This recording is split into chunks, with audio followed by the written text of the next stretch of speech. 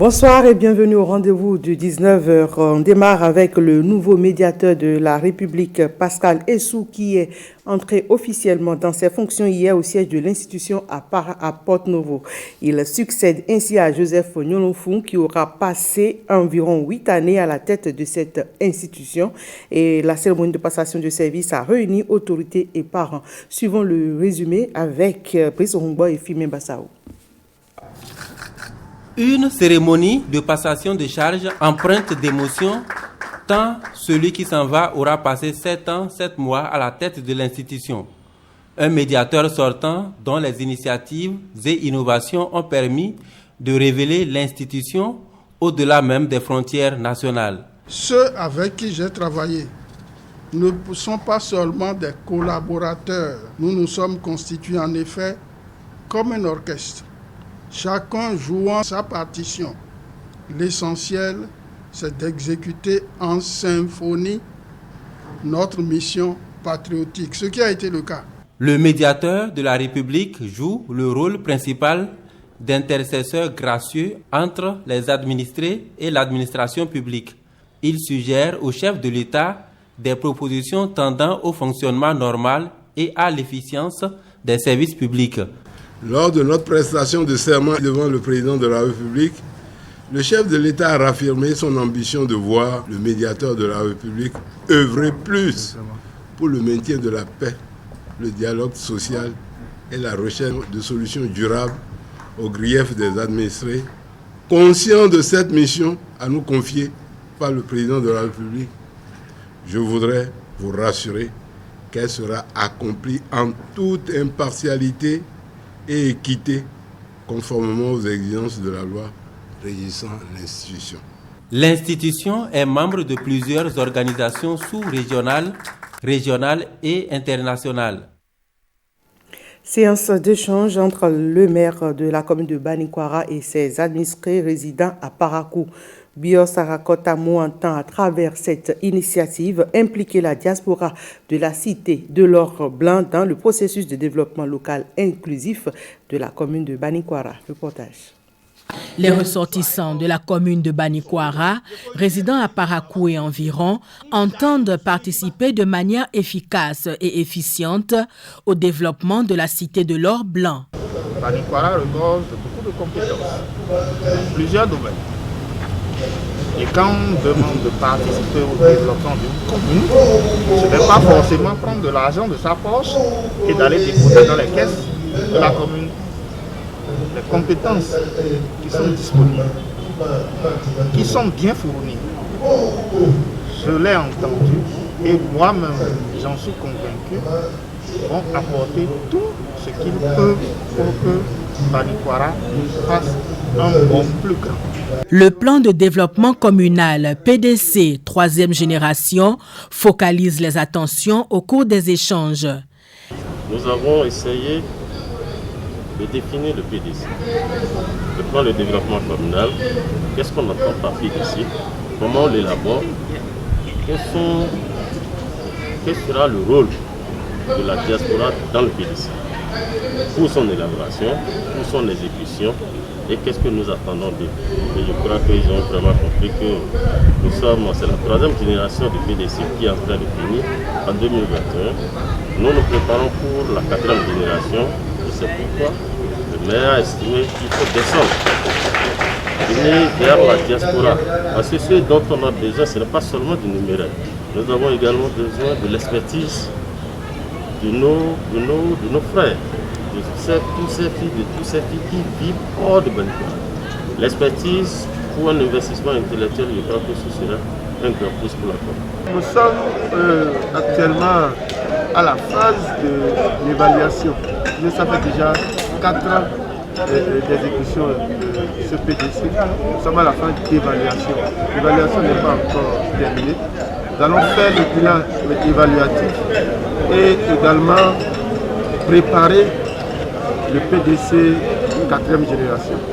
C'est dans ce cadre que nous avons reçu beaucoup de recommandations. Beaucoup de recommandations de la part de la diaspora de Banikwara à Parakou. Et toutes ces recommandations seront bien étudiées et seront mises en œuvre dans la revue. C'est donc une tournée de sensibilisation et de reddition de comptes à l'endroit de la diaspora de Banikwara. Biosara Kotamou attend recevoir de chaque fille et fils de la commune des propositions concrètes pour un réel développement local inclusif. Restons à Parakou pour voir à quelques semaines de la fin de l'année académique l'évolution des programmes scolaires dans les collèges d'enseignement général de la cité des Kobourou. Ils sont pratiquement achevés. C'est le constat fait ce mardi 18 mai par Ronald Robinson et Jiska Akovi au regard du niveau d'exécution des 10 programmes dans quelques établissements visités. Au collège d'enseignement général de Guéma, les programmes scolaires sont pratiquement achevés au niveau des classes d'examen du BEPC et du bac, selon les autorités du plus grand collège du Septentrion. Quand je prends particulièrement ma classe, les classes de terminale où j'interviens, j'ai déjà terminé mon programme depuis déjà 2 semaines, où je suis en train de faire actuellement des séances d'intégration, c'est-à-dire des révisions avec les apprenants pour leur permettre de se préparer non seulement pour ce devoir, mais également pour les examens. Et c'est pareil dans toutes les classes de 3e et les classes de terminale. Pour les classes intermédiaires, les collègues ont déjà terminé, ils sont en train de faire la révision, préparer certains candidats pour l'année prochaine. Dans les classes, silence. On se concentre sur les sujets des dernières compositions de l'année. Nous sommes presque à 98% d'achèvement des programmes. Et après ces devoirs, la semaine prochaine, c'est les révisions que les enfants vont commencer avec leurs professeurs. Nous allons faire en sorte que les enfants soient toujours à l'école. Même son de cloche ici au CEG Banikani. Le directeur met la bouchée double pour combler des lacunes détectées chez certains de ses futurs candidats. C'est d'abord le faible niveau des apprenants que nous avons enregistré cette année. Comparativement à l'année passée, nous avons décidé d'organiser des séances de renforcement à l'endroit des candidats. On a déjà fini le programme, mais on vient à l'école pour faire des révisions avec nos professeurs. Ça se passe bien. Dans cet établissement privé de la cité des Kobourou, les classes intermédiaires sont déjà en vacances depuis une semaine. L'heure est aux travaux dirigés. Les cours ont démarré dès le premier jour, le 28 septembre. Et nous avons travaillé sans désemparer jusqu'aux environs du 10 mai. Les TD qu'on fait à l'école, ça nous aide à apprendre un peu plus. On prie aussi Dieu parce que ce n'est pas seulement la connaissance qui ira faire le reste là-bas. Je me prive un peu de sommeil puisqu'il faut réviser ce qu'on a vu depuis le début de l'année et ce n'est pas facile de le faire sans se priver de sommeil. Il y a aussi les conseils des professeurs qui nous aident. Les membres d'administration aussi qui nous conseillent beaucoup, les parents qui nous soutiennent. On a essayé de ne pas intensifier les cours, d'apprendre au fur et à mesure et de traiter encore les TD quand on rentre à la maison parce que le soir, on est libre. Une évaluation communale avec des résultats accessibles permettra à l'avenir aux établissements publics et privés de mieux se jauger pour affronter efficacement les examens nationaux.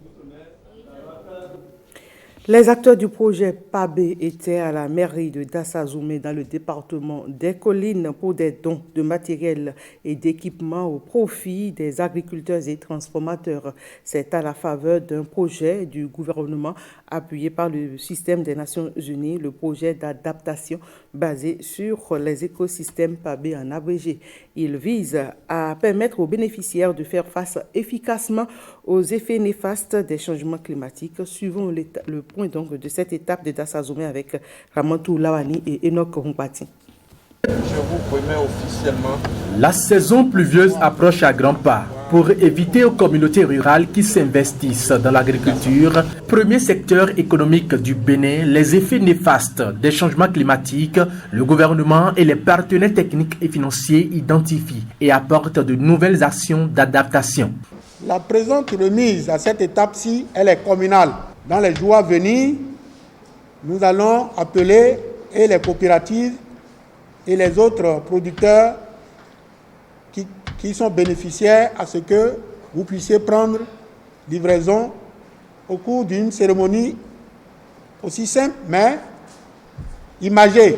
Le PABE, qui est un projet prioritaire du gouvernement, permettra de renforcer la capacité des communautés rurales de Dassazoumé Tchaourou, Djougou, Wake, Kobli, Bukumbe et Banikwara. Une agriculture résiliente implique la mise à disposition des agriculteurs de moyens subséquents. Je voudrais ici croire qu'en investissant dans ces spéculations qui sont les vôtres désormais, nous allons réussir le défi face au changement climatique. Le renforcement de capacités et la remise de semences basées sur les écosystèmes à ces principaux acteurs de la filière agroalimentaire sont entre autres les prochaines étapes du gouvernement dans la riposte face au changement climatique. Et ce sera tout pour ce 19h. Merci à chacun et à tous de nous avoir suivis.